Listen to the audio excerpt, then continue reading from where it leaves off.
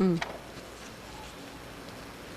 It's very quiet in here right now. Everyone's very focused on poetry. I was going to make this my last poem because it's my birthday and it felt like a birthday poem, except it's a really sad poem. I was like, that's a downer to tell everyone I'm reading this for my birthday, and it's really sad. But it's a birthday poem in that it's kind of about the dramatic ways you change through your life, and it's so weird sometimes to look back and be like, God, that was who I was at whatever time period.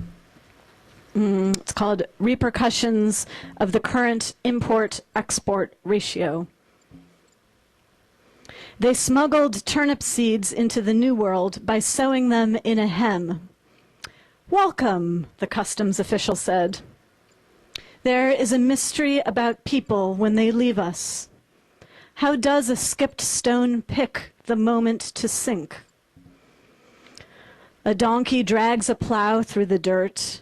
Later in life, at the circus, he will learn to do mathematics with his hoof, stomp out answers to questions of addition and subtraction, astonish crowds with his understanding of these problems.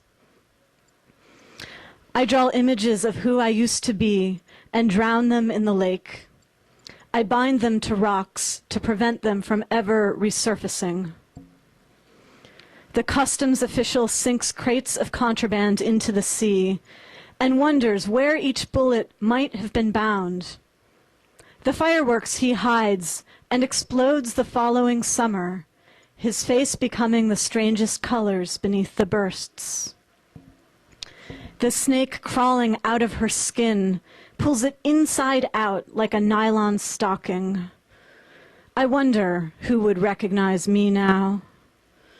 Sometimes seeds lodge deep in clothing and years later sprout out of grave sites and dresser drawers. Turnips for lunch, turnips for soups, turnips for dinner. I asked the donkey the odds you'll ever come back. I waited for his leg to lift. That would have been sad to end on that, right? You know, it's terrible. Okay. This one,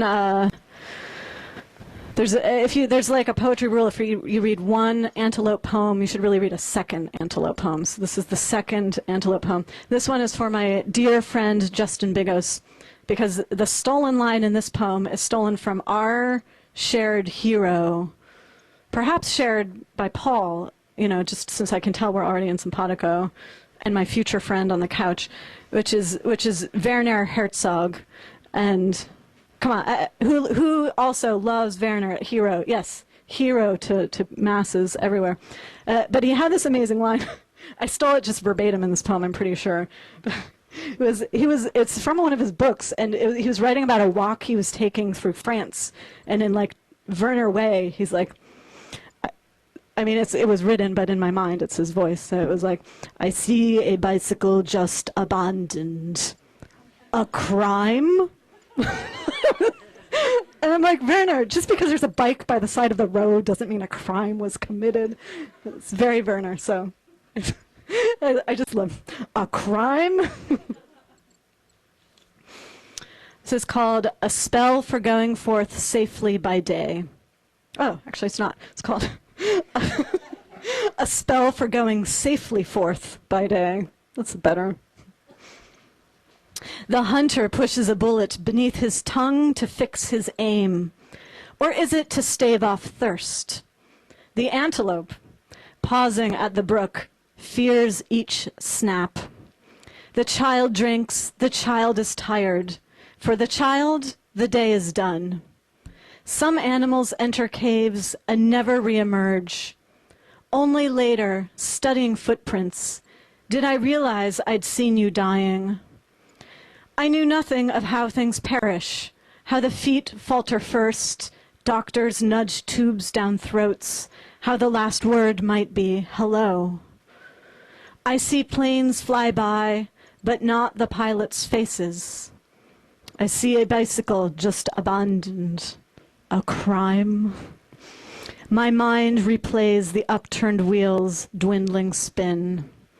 Thirst drives sailors to drench their clothes in seawater, and relief drives the riderless horse to run, 2 arrows askew in her saddle. Later she will stagger. Later, shots, man overboard, mutiny. But now, only the shock of water, cold on the antelope's tongue. All is still. You are coasting down a hill.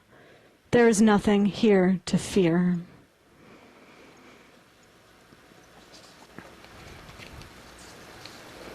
And then the last poem I'll read is, I felt like I should read because you had that great line about making something your pet.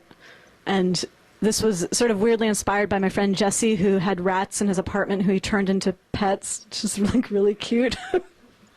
Then I got jealous. I was like, I want a pet rat. So that's what poems are for. Is like when you're like, I want a pet rat, then you're like, in my poem I can have a pet rat. That's a weird note to end on. I'm sorry. Come have burgers and drinks, and it'll make more sense.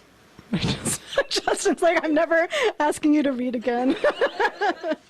Always throw the first fish back. The world resembles a phantom vessel, destined to sail, but never reach a port.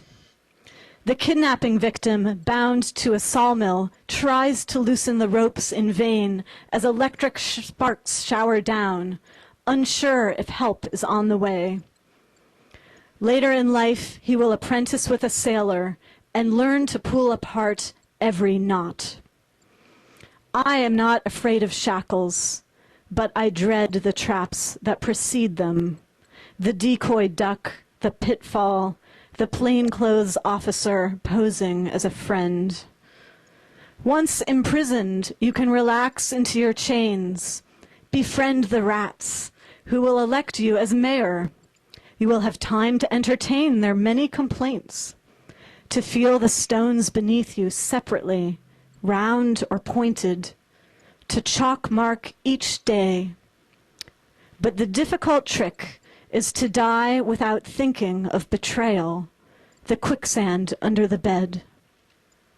If you can learn to not see all nets as snares, you can stroll freely about the ship deck and say, this is the silver mist hemming us in. There is the anchor ready to drop. And these are the rats who will flee if they sense we are sinking. That's all. Thank you guys so much.